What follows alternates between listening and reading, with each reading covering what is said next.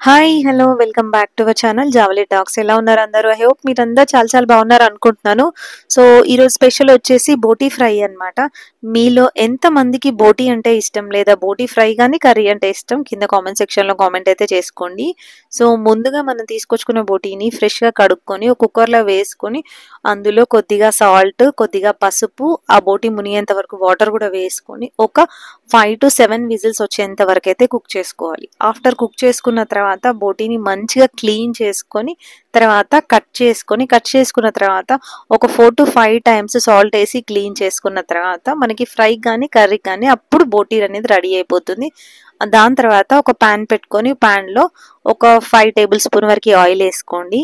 తర్వాత ఒక medium size ఆనియన్స్ని రెండింటిని తీసుకొని మంచిగా చాప్ చేసుకొని ఆయిల్లో వేసుకొని ఫ్రై చేసుకోండి. ఈ ఆనియన్స్ ఫ్రై అయిన తర్వాత అల్లం వెల్లుల్లి పేస్ట్ వేసుకోవాలి. అల్లం వెల్లుల్లి పేస్ట్ మీరు ఫ్రెష్‌గా ప్రిపేర్ చేసుకుంటే ఇంకా చాలా బాగుంటుందన్నమాట టేస్ట్.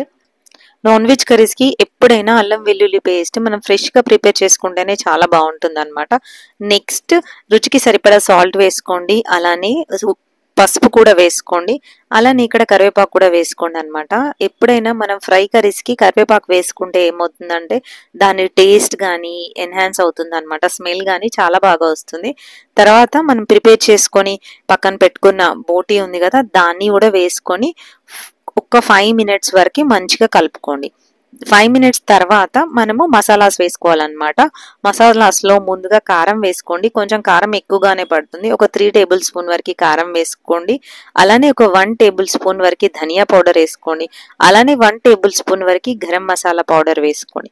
ఈ మసాలాలన్నీ బోటీకి మంచిగా పట్టి ఫ్రై అయ్యేంత వరకు మంచిగా కలుపుకోండి. అంటే ఒక 5 మినిట్స్ వరకు ఆయిల్‌లో ఫ్రై చేసినట్టు మంచిగా అవుతుందన్నమాట. కుక్ చేసినట్టు అవుతుంది. సో, మూత ఏం పెట్టొద్దు. ఇక్కడ మూత పెట్టకుండానే ఒక 5 మినిట్స్ మంచిగా కలుపుతూ ఉండండన్నమాట. అప్పుడు ఇవన్నీ మంచిగా పట్టి బోటీ అనేది టేస్ట్‌గా అవుతుంది. 5 మినిట్స్ తర్వాత ఇప్పుడు మీరు మూత పెట్టుకోండి. సో, మూత పెట్టుకొని ఒక 15 మినిట్స్ లో ఫ్లేమ్‌లో అలానే ఉంచేసేయండి. 15 మినిట్స్ తర్వాత మూత తీసి చూస్తే మన బోటీ అనేది కుక్ అయిపోతుంది. చాలా చాలా బాగుంటుంది. తర్వాత ఫైనల్‌గా కొత్తిమీర వేసుకొని గార్నిష్ చేసుకుంటే రోటీకైనా, చపాతీకైనా, రైస్‌కైనా మన బోటీ ఫ్రై రెడీ అయిపోయింది. ఇంకేం అందుకు ఆలస్యం ఇంకా ఎంజాయ్ చేయడమే అన్నమాట. సో, ఈ ఛానల్ మీకు నచ్చితే తప్పకుండా సబ్స్క్రైబ్ చేసుకోండి. Thank you so much for watching this video.